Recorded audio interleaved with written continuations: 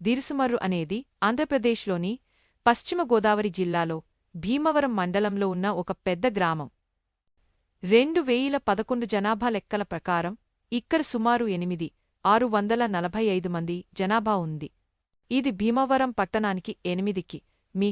దూరంలోనూ, జిల్లా ప్రధాన కార్యాలయమైన ఏలూరు నుండి 60 మీ.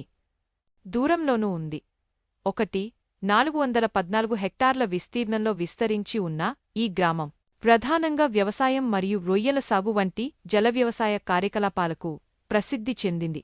పొరుగున ఉన్న వెంప వంటి గ్రామాలతో పాటు దిరుసుమర్రు స్వయంగా ఒక ప్రముఖ పర్యాటక కేంద్రం కానప్పటికీ దాని సామీప్యంలో ఉన్న భీమవరం యొక్క ప్రసిద్ధ దేవాలయాలు మరియు ప్రకృతి ఆకర్షణల కారణంగా గ్రామీణ పర్యాటకం, పర్యావరణ అనుభవాలు మరియు సాంస్కృతిక లీనత కోసం ఇది గొప్ప సామర్థ్యాన్ని కలిగి ఉంది. గోదావరి నది డెల్టా చుట్టూ ఉన్న ఈ గ్రామం యొక్క ప్రశాంతమైన గ్రామీణ వాతావరణం సంపన్న గోదావరి ప్రాంతంలో అసలైన ప్రత్యేకమైన అనుభవాన్ని కోరుకునే పర్యాటకులకు అనువైనది.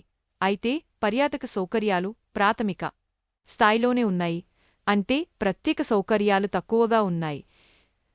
పర్యాటకులు సాధారణంగా భీమవరాన్ని తమ బసకు బేస్గా ఉపయోగిస్తారు.